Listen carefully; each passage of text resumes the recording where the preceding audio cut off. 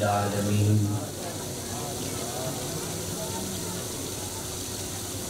والعاقبة للمتقين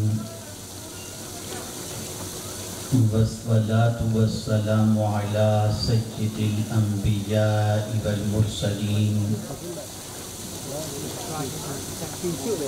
وعلى آله وأصحابه الطيبين الطاهرين أما بعد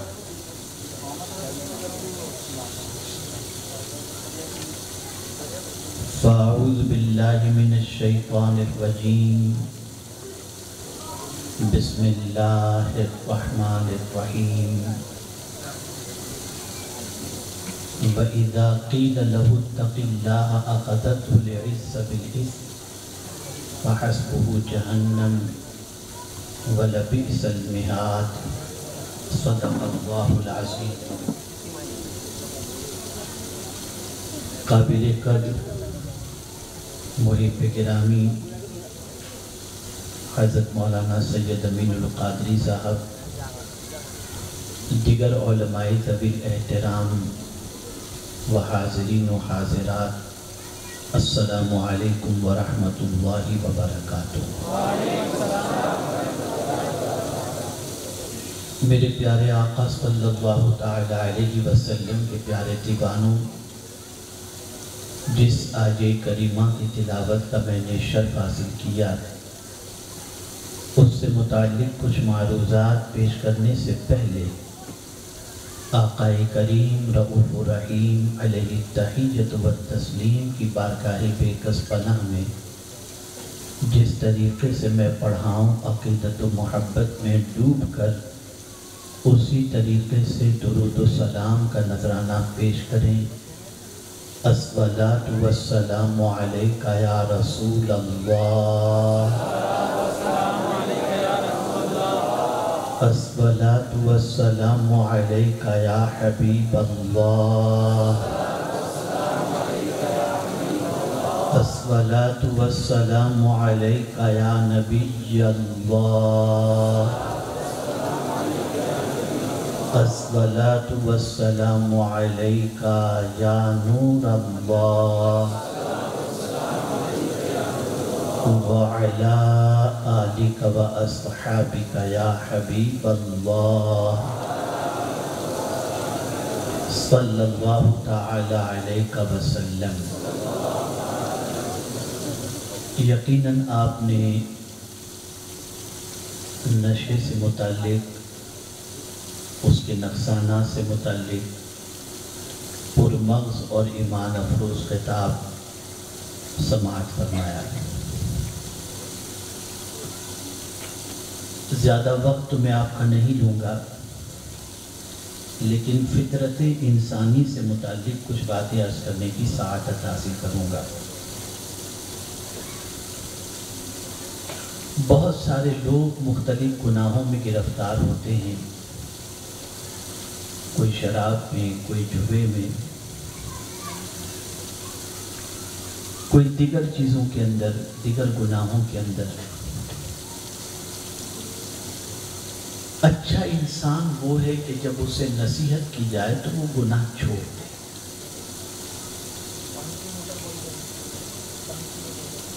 لیکن کچھ لوگ ایسے ہوتے ہیں کہ جن کو گناہ چھوڑنے کے لیے کہا جائے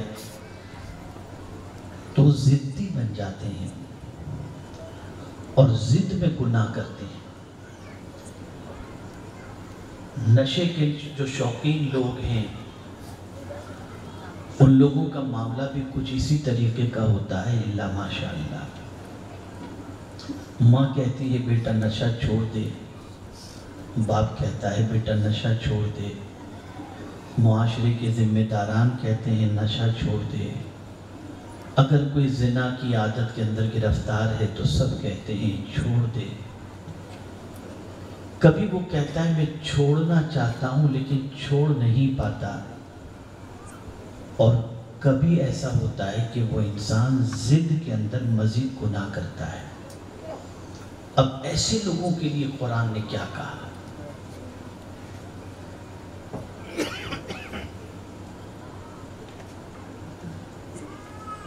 ایک شخص تھا جو بڑا حسین و جمیل تھا، بڑی چرب زبانی سے گفتگو کرتا تھا اور اس کی زبان بڑی چرب تھی. محفل کو اپنے اس کے اندر، مجلسوں کو اپنے اندر اپنی طرف مائل کر لیتا اور ادھر کی ادھر کر کے فساد پیدا کرتا تھا. اور یہ بات یاد رکھیں کہ گناہ صرف شراب پینا ہی نہیں ہے، زنا کرنا ہی نہیں ہے، نشہ کرنا ہی نہیں ہے، بلکہ امت مسلمہ میں فساد پیدا کرنا، بگاڑ پیدا کرنا اور آپس کے اندر اختلاف پیدا کرنا، یہ بھی بہت بڑا گناہ ہے. چھوٹا گناہ نہیں ہے. تو وہ شخص اٹھتا تھا محفل سے، اور پھر جانے کے بعد جو محفل میں تھے ان کی برائی، ادھر بیٹھا ادھر سے ادھر آیا تو ادھر کی برائی، یہ سلسلہ چلتا تھا.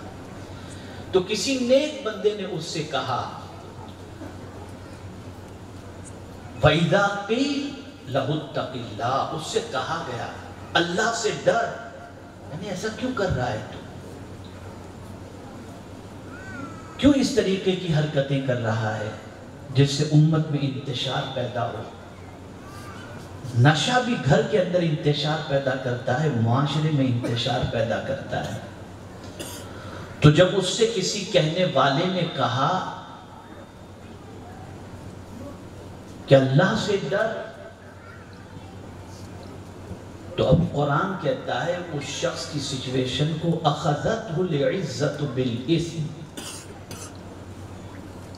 اس کو پکڑ لی اس کی عزت نے گناہ کے ساتھ. یعنی اس سے یہ محسوس ہوا، دیکھیں میں آپ کو سمجھا رہا ہوں، اسے سمجھو. اس سے یہ محسوس ہوا یہ اور مجھے نصیحت کر رہا ہے، میں اس کی بات سنوں. جیسے ہمارے بہت سارے علماء تشریف فرما ہیں، بسا اوقات ایسا ہوتا ہے کہ کوئی امام ہے، تنخواہ ٹرسٹی حضرات دیتے ہیں، تو پھر اسی کے ساتھ ساتھ وہ کہتے ہیں مولانا یہ بولو یہ نہ بولو، اگر شراب کے خلاف بول دیے تو ایسا ہو جائے گا، شادی میں فضول خرچی کے بارے میں بولیں گے تو ایسا ہو جائے گا. یہ ساری چیزیں ہوتی ہیں.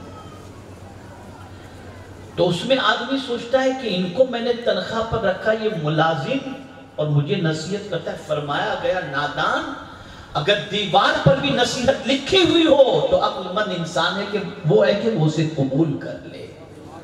قبول کر، نصیحت کہیں سے بھی ملے. تو اس شخص کے اندر غرور پیدا ہوا گناہ کے ساتھ. اس نے یہ سوچا کہ میں عزت والا ہوں، میری سوسائٹی کے اندر پکڑ ہے اور یہ مجھے نصیحت کر رہا ہے. جیسے بہت سارے ڈرگز کے کام کرنے والے، نشے کے کام کرنے والوں کو آدمی کچھ کہنے جاتا ہے تو وہ یہی کہتے ہیں پولیس میری جیب میں ہے، فلاں میری جیب میں ہے، میں اگر کچھ کروں تو مجھے یہ کیسے نصیحت کرنے آ گیا. بعض تو یہ کہتے ہیں کہ ہمارا اس کمائی کے ذریعے ایک کام اور بھی ہے کہ ہم کما کر بہت سارے غریبوں کو کھلاتے ہیں، غریبوں کی شادیوں میں مدد کرتے ہیں. نادان، یہ بات ذہن میں رکھ، اللہ پاک ہے اور پاک ہی کو قبول فرماتا ہے. ابھی کل ہی کی بات ہے، احمد آباد سے مجھے ایک فون آیا اور مجھ سے یہ سوال پوچھا گیا کہ حضرت ایک نوجوان ہے جو جوئے کے اندر 30,000 روپے ہار گیا، اسے کھیلنا نہیں آتا تھا اور اس کے اوپر قرض ہو گیا. اب وہ قرض کی وجہ سے بہت پریشان ہے. تو دوسرا شخص یہ کہتا ہے جو جوئے میں ماہر ہے کہ میں اس کے لیے ایک بار کھیلوں گا اور 30 اس کے گوائے ہیں اس نے، میں 70 کما کر کے اس کو دے دوں گا. تو کیا حضرت وہ ایک مرتبہ کھیل سکتا ہے اس کے لیے تاکہ اس کو وہ 30,000 سے نجات دلا سکے؟ میں نے کہا جو حرام ہے وہ حرام ہے. تو اس قسم کی سچویشن پوری دنیا کے اندر چل رہی ہے. تو بہت سارے گناہ کرنے والے، بہت سارے برائیاں کرنے والے، جب انہیں کہا جاتا ہے اللہ سے ڈرو، چھوڑ دو گناہوں کو، تو ان کی ضد، ان کی انا، ان کا اسٹیٹس، وہ انہیں گناہوں کے سلسلے میں چھوڑنے کے لیے رکاوٹ بن جاتا ہے، اور پھر وہ اس پر قائم رہتے ہیں۔ اب ایسے لوگ جن کو گناہوں سے بچنے کی نصیحت کی جائے اور پھر بھی وہ اس پر اکڑ جائیں اور اڑ جائیں اور گناہ نہ چھوڑیں، ان کے لیے کیا ہے عذاب؟ فَحَسْبُهُ جَهَنَّمُ، قرآن کہتا ہے ان کے لیے جہنم کافی ہے۔ یعنی ایسا شخص جس کو نصیحت کی جائے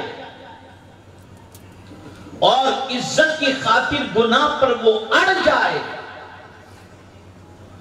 اور اللہ سے نہ ڈرے، تو قرآن نے کہا فَحَسْبُهُ جَهَنَّمُ، اس کے لیے جہنم ہے۔ اور جہنم کو پھر کیا کہا؟ آگے جو فرمایا وَلَبِئْسَ الْمِہَادُ، کتنا ہی برا بچھونا ہے، کتنا ہی برا بچھونا ہے۔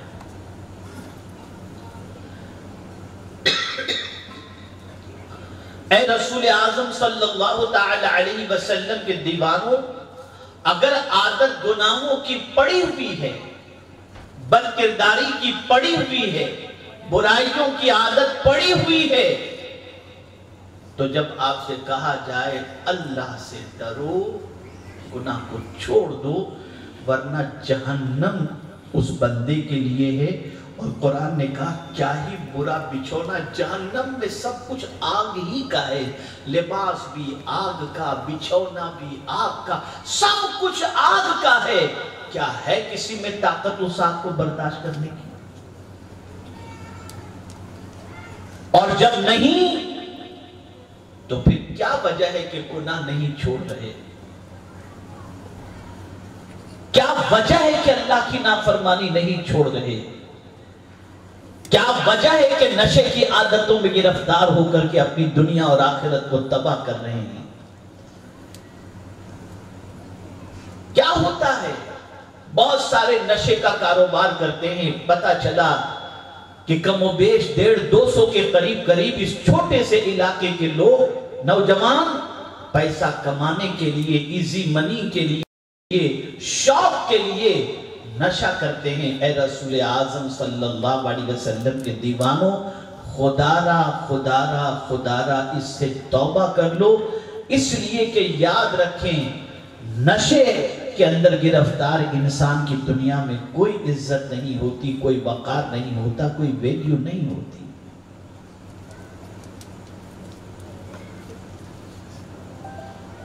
بہت سارے نشے کا کاروبار کرتے ہیں اور قسط وار انسانوں کو موت کے گھاٹ اتار کر ان پیسوں سے اپنے عیش قدے کو تعمیر کرتے ہیں، لمبی گاڑیاں خریدتے ہیں، شوق پورے کرتے ہیں۔ انہیں نہیں معلوم کہ اس کمائی کا انجام کتنا سخت ترین ہے، وہ اپنے پیٹ کے اندر جہنم کی آگ کو بھر رہے ہیں۔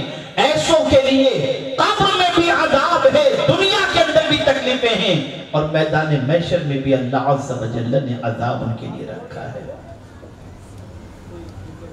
میرے پیارے آقا صلی اللہ علیہ وسلم کے پیارے دیوانوں، صرف گناہ کر کے، صرف نیکی کر کے انسان جو ہے نا وہ بہت بڑا عابد نہیں بن جاتا، صرف نیکی کر کے۔ اگر کوئی یہ چاہتا ہے کہ میں دنیا کے انسانوں میں معزز بن جاؤں اور لوگوں میں سب سے زیادہ عبادت گزار بن جاؤں، تو میرے کریم نے، میرے آقا صلی اللہ علیہ وسلم نے بڑی پیاری بات فرمائی۔ سرکار صلی اللہ علیہ وسلم فرماتے ہیں اتق المراحم تکن اعبد الناس۔ اللہ عز و جل نے جن چیزوں کو حرام فرمایا اس سے بچ جا، سب لوگوں سے زیادہ عبادت گزار بن جا۔ اتق المراحم تکن اعبد الناس، اللہ کی حرام کردہ چیزوں سے بچ جاؤ، سب سے زیادہ عبادت گزار بن جاؤ۔ نیکی کرنا آسان ہے، گناہ سے بچنا آسان نہیں۔ نیکی کرنا آسان ہے، اللہ کی نافرمانی سے دامن کو بچانا بہت مشکل ہے۔ اسی لیے ایک بزرگ ارشاد فرماتے ہیں، انہوں نے کسی بزرگ سے پوچھا کہ حضور یہ بتائیے کہ نماز تہجد افضل ہے یا دن میں روزہ رکھنا افضل ہے؟ تو آپ نے بڑی پیاری بات فرمائی، ارشاد فرماتے ہیں سنو، رات کو مزے کی نیند سو جاؤ، تہجد بھلے نہ پڑھو، فرماتے رات کو مزے کی نیند سو جاؤ، لیکن دن میں اللہ کی نافرمانی سے بچو، یہ روزے سے بھی افضل ہے اور تہجد سے بھی افضل ہے۔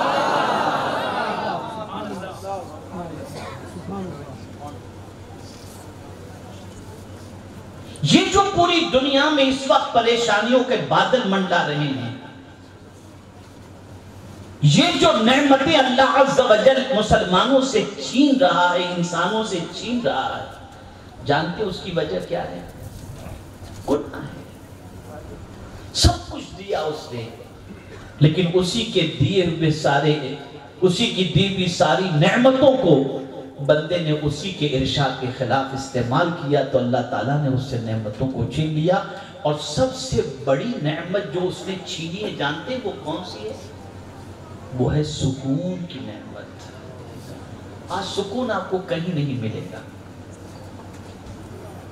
سکون کی نعمت چھین لی گئی، اطمینان کی نعمت چھین لی گئی۔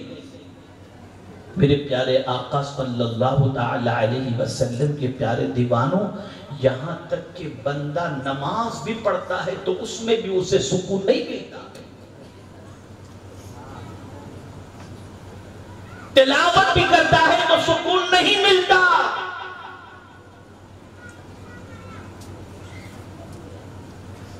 روزے بھی رکھتا ہے تو سکون نہیں ملتا، یہاں تک کہ حج جو عمرہ کرتا ہے تو اس میں بھی اسے سکون نہیں ملتا۔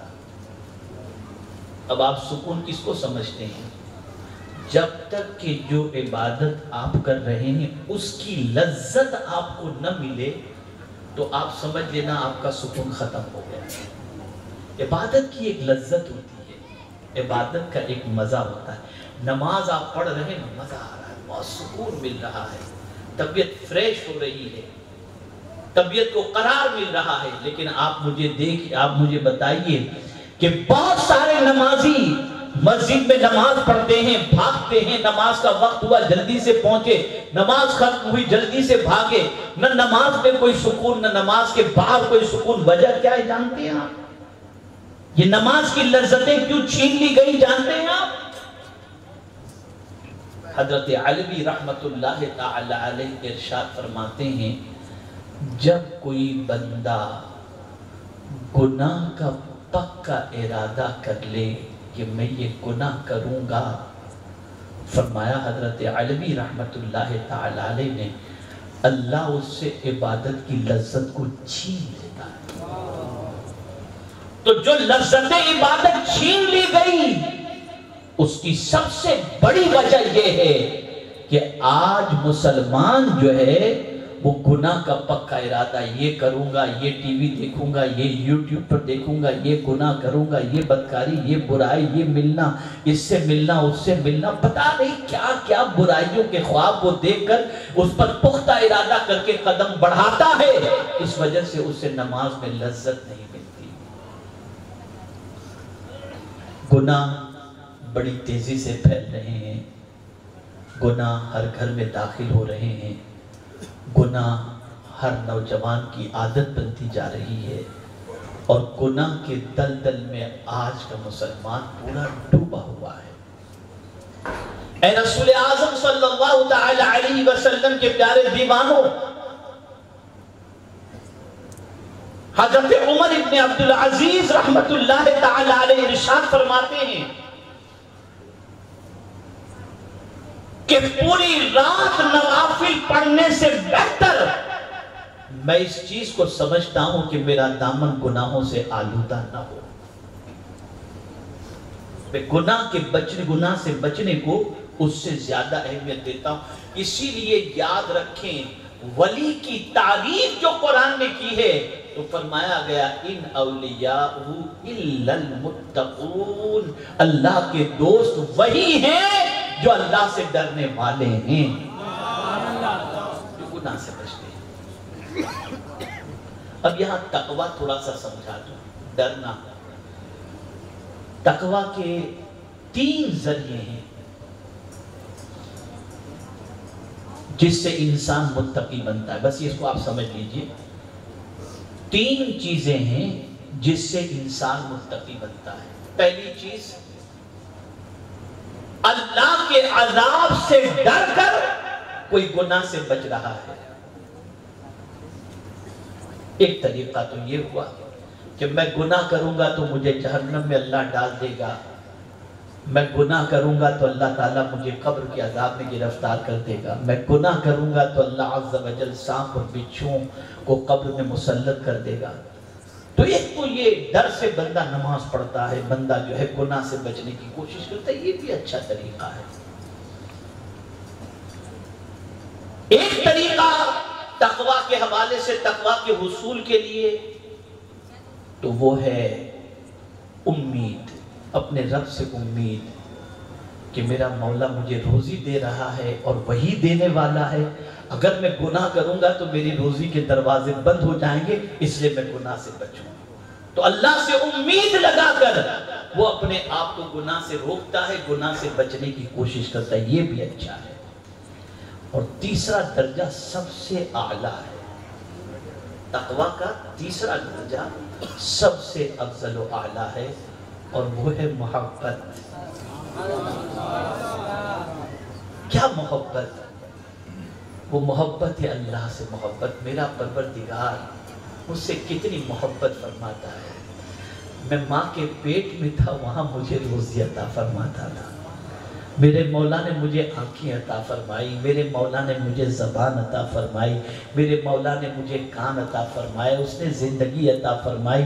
وہ ہم سے اتنی محبت فرماتا ہے کہ وہ خود فرماتا ہے کہ میرے بندے تو میری طرف ایک بالشت بڑھ، میری رحمت ایک ہاتھ تیری طرف بڑھے گی۔ وہ اتنی محبت فرماتا ہے۔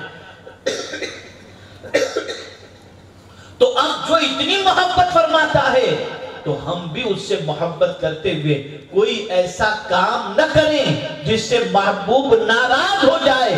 جب کوئی بندہ اپنے رب کی محبت میں گرفتار ہو کر اللہ عز و جل کی نافرمانی سے بچتا ہے تو مولا بھی پھر فرشتوں میں فخر سے فرماتا ہے، ذرا میرے بندے کو دیکھو، میں نے اس کے اندر خواہشیں رکھی لیکن پھر بھی یہ ان خواہش کی پیروی نہیں کرتا، اس لیے کہ وہ میرا بندہ مجھ سے محبت کرتا ہے۔ پھر مولا اسے عزت عطا فرماتا ہے، اسے سربلندی عطا فرماتا ہے۔ میرے پیارے آقا صلی اللہ علیہ وسلم کے پیارے دیوانوں، کیا رکھا ہے گناہ کے اندر؟ کیا رکھا ہے گناہ؟ گناہ میں لذت تو ہے، عزت نہیں ہے۔ گناہ کرنے والا انسان بے قرار ہوتا ہے، بے چین ہوتا ہے، اس کی طبیعت کے اندر سکون نہیں ہوتا، اضطراب ہوتا ہے۔ گناہ کی وجہ سے بارشیں رک جاتی ہیں، گناہ کی وجہ سے پروردگار زمین میں زلزلے پیدا کرتا ہے۔ اے رسول اعظم صلی اللہ تعالی علیہ وسلم کے دیوانوں، تو اب کیا کرنا چاہیے؟ کیا کرنا چاہیے؟ کون سے گناہ سے بچنا چاہیے؟ تو قرآن نے کہا وَذَرُوا ظَاهِرَ الْإِثْمِ وَبَاطِنَهُ۔ قرآن کہتا ہے کھلے ہوئے گناہ اور چھپے ہوئے گناہ سب کو چھوڑ دو، ادھر تم گناہ چھوڑو گے، ادھر میرے قرب کی دولت تمہیں نصیب ہو جائے گی، ادھر میرے قرب۔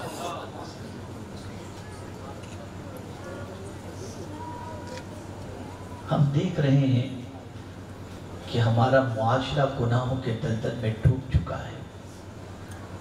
مسلمانوں دیکھو، آپ گناہ سے بچنا، حلال کی طرف توجہ دینا، اس کا فائدہ کیا ہے؟ بس یہ آخری بات عرض کر دوں، تفصیلی گفتگو تو آپ نے سماعت فرما لی۔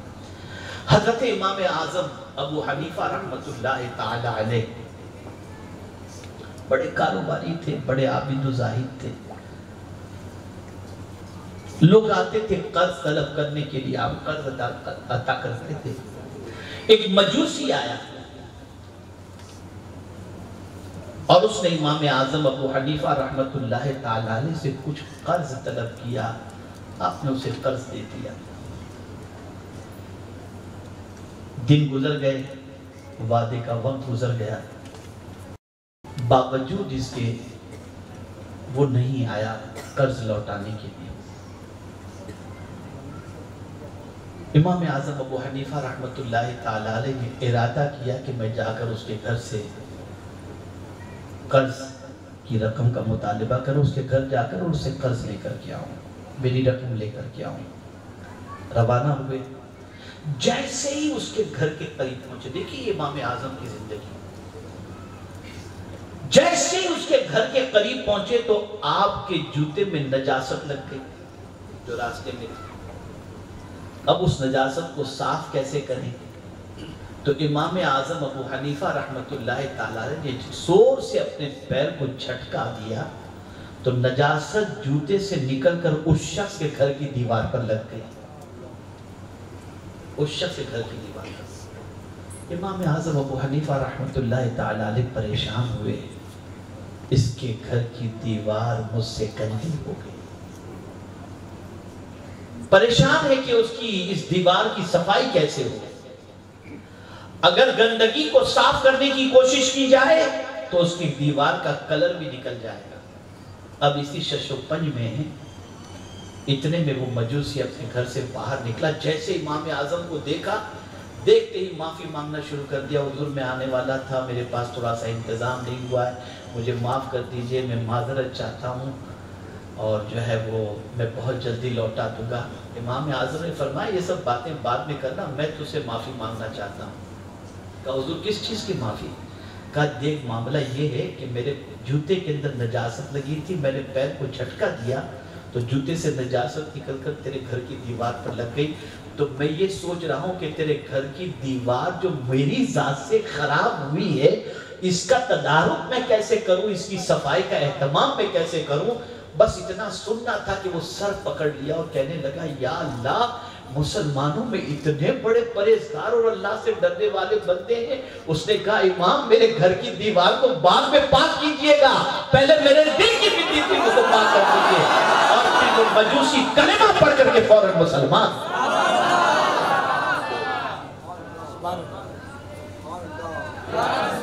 اب ذرا سوچو، غور کرو آپ،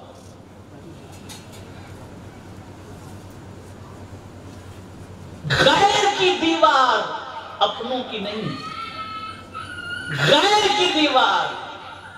یہاں میں توجہ چاہوں گا لفظ غیر پر۔ آج کا مسلمان کہتا ہے یہ غیر کا پیسہ ہے، کوئی پرابلم نہیں، کھا جاؤ نا۔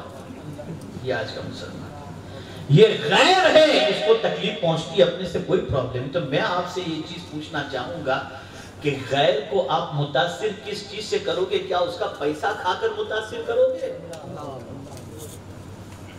غیر آپ سے متاثر اور امپریس کیسے ہوگا؟ آپ اس کو تکلیف پہنچاؤ گے تو وہ متاثر ہوگا، یا آپ اس کے ساتھ اچھا سلوک کرو گے تو متاثر ہوگا؟ جس قوم کا مزاج ہے وہ کہ اپنے گھر کا کچرا ہی اپنے مسلمان بھائی کے گھر کے دروازے کے سامنے رکھ دے، اس قوم کو اللہ کہاں سے عزت دے گا؟ کہاں سے عزت دے گا؟ گناہ سے بچو، گناہ سے توبہ کرو، گناہ سے اپنے دامن کو بچانے کی بھرپور کوشش کرو، اور کوئی بھی چھوٹا گناہ یا بڑا گناہ یہ نہ سوچو کہ یہ بڑا گناہ ہے اس سے بچ جائیں، یہ چھوٹا گناہ ہے کوئی بات نہیں، ہر گناہ سے بچنے کی کوشش کرو۔ اور جب تم گناہ سے بچو گے تو فرمایا گیا ادھر گناہ سے بچے، ادھر اللہ کی مغفرت کی وسعت جو ہے وہ تمہیں اپنے دامن کے اندر جگہ عطا فرما دے۔ وَالَّذِينَ يَجْتَنِبُونَ كَبَائِرَ الْإِثْمِ وَالْفَوَاحِشِ إِلَّا اللَّمَمَ إِنَّ رَبَّكَ وَاسِعُ الْمَغْفِرَةِ، یہ قرآن کہتا ہے اگر کوئی اپنے آپ کو گناہوں سے بچائے، یعنی یہاں تک کہ گناہ کے قریب پہنچاؤ، رک گیا کہ میں گناہ کروں، میں گناہ کروں، میرے رب کی میں نافرمانی کروں، وہ رک گیا، میرا رب فرماتا ہے تیرے رب کی مغفرت بہت وسیع ہے، اے رکنے والے بچانا تو کہ میں نے تجھے معاف کر دیا۔ गुनाह से बचो। और ये ज़ेब नहीं देता कि मुसलमान नशा करें, ये ज़ेब नहीं देता कोई भी नौजवान नशा करे, चाहे वो किसी भी मज़हब का हो। ये सारी चीज़ें तबाह करने वाली हैं। और मैं आज के इस इज्तिमा में आप सबको यही गुजारिश करूँगा कि गुनाह से बचो। जितना गुनाह से बचोगे उतने ज़्यादा लोगों में इबादत गुजार बन जाओगे। आदमी सिर्फ सजदों से इबादत गुजार नहीं बनता। हुजूर सल्लल्लाहु अलैहि वसल्लम ने फरमाया इत्तक़िल महारिम तकुन अअबदन नास, कि अल्लाह अज़्ज़ा व जल्ल से डरो। अल्लाह अज़्ज़ा व जल्ल ने जिन चीज़ों को हराम फरमाया है उससे बचो, अल्लाह तुम्हें लोगों में सबसे ज़्यादा इबादत गुजार बना देगा। अगर नमाज पढ़ करके भी गुनाह करते हो, इबादत गुजार नहीं हो।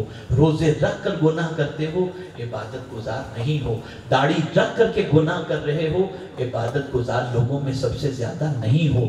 लेकिन अगर सिर्फ फराइज की पाबंदी कर रहे हो, वाजिबात की पाबंदी कर रहे हो, सुनन और नवाफिल की पाबंदी कर रहे हो, और उसके बाद ज्यादा से ज्यादा गुनाहों से बच रहे हो, तो अल्लाह अज़्ज़ा व जल्ल के नजदीक और उसके रसूल सल्लल्लाहु अलैहि वसल्लम के नजदीक सबसे ज्यादा इबादत गुजारे। आज प्रॉब्लम सबसे बड़ा ये है कि मुसलमान ये समझता है जल्दी से दाढ़ी रख लें, टोपी पहन ले, अम्मामा पहन ले, बहुत अच्छा है, बहुत अच्छा है। लेकिन मैं यहाँ पर ये अर्ज करूँगा क्या रसूल आज़म सल्लल्लाहु अलैहि वसल्लम के दीवानों, इसके साथ साथ ये ज़रूर करो, ये ज़रूर करो, लेकिन इसके साथ साथ दाढ़ी को बदनाम होने से भी बचाओ। कल की तारीख में कोई ये न कहे कि इतनी बड़ी दाढ़ी रखने वाला इतना बड़ा चीटर। गलती हम करें, बदनाम मेरे आका की सुन्नत हो, ये नहीं होना चाहिए। तो डरो अल्लाह से। हज़रत अब्दुल्लाह इब्न अब्बास रज़ियल्लाहु ताला अन्हुमा से किसी ने सवाल पूछा कि हुजूर ये बताइए कि जो बंदा इबादत कम करता है और गुनाह से ज्यादा बचता है वो अफजल है, या गुनाह ज्यादा करता है और इबादत भी ज्यादा करता है वो अफजल है? तो फरमाते हैं जो गुनाह से ज्यादा बचता है वही सबसे अफजल है। और गुनाह से बचने वाले के लिए हदीस में क्या अल्फाज आए मालूम है? करीमुन अलल्लाह, अल्लाह के नजदीक वो इज्जत वाला है। और गुनाह में गिरफ्तार के लिए क्या आया? हाइजीनुन अलल्लाह, अल्लाह की बारगाह के अंदर वो जलील है। तो गुनाह से बचो। मेरे करीम ने तौबा का दरवाजा खुला रखा है, पलट आओ और अहद कर लो कि आज के बाद अपने दामन को गुनाहों से आलूदा करने से हम बचने की मुकम्मल कोशिश करेंगे। मैं आपको यकीन के साथ कहता हूँ, मैं यकीन के साथ कहता हूँ, सिर्फ इरादा करके तौबा की तरफ कदम बढ़ा कर देखो, कदम के उठाते ही अल्लाह अज़्ज़ा व जल इज़्ज़त के 4 चांद अता फरमा देगा और परवरदिगार गुनाहों को माफ़ फरमा कर सरबुलंदी अता फरमाएगा। तो मैं सबसे गुजारिश करता हूँ, नशे की आदत या नशे का कारोबार, ये सारी चीज़ें से तौबा कर लें और हर बुराई से, हर गुनाह से अपने आप को रोकने की कोशिश करें।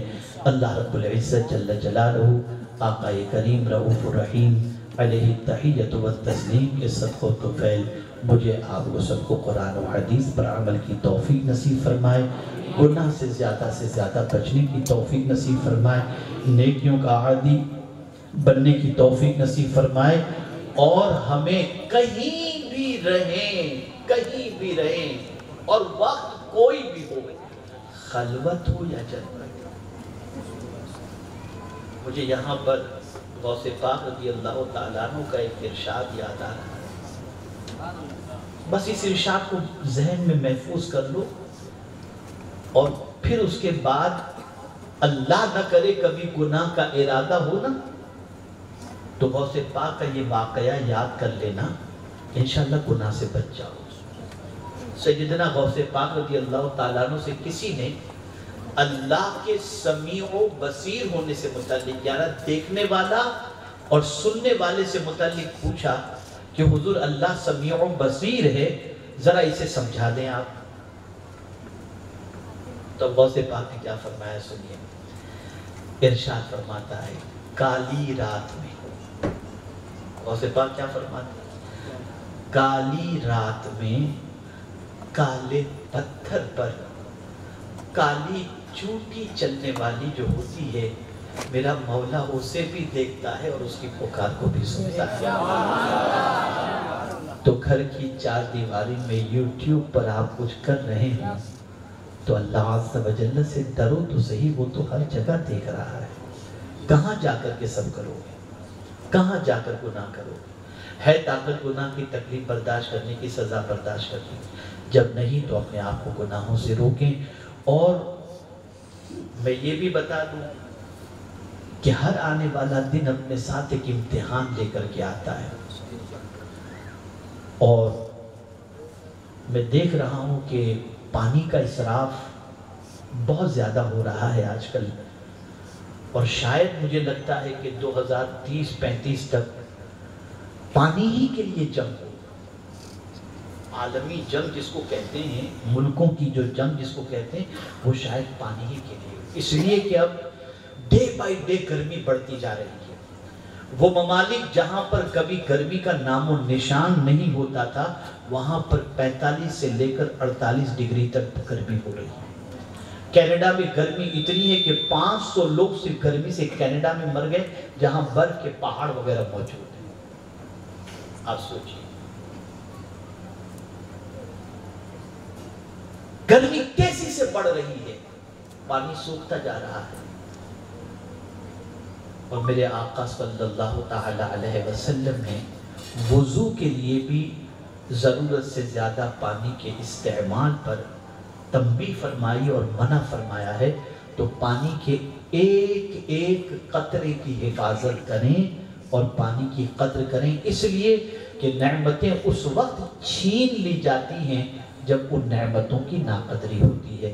تو پانی کا بھی، پیسوں کا بھی، صحت کا بھی، ہر چیز کا خیال رکھیں، اور اللہ عز و جل سے اچھی زندگی، عافیت والی زندگی مانگیں اور عافیت والی موت مانگیں۔ اللہ تعالی ہم سب کو ایمان پر رکھے اور ہم سب کا خاتمہ ایمان پر فرمائے۔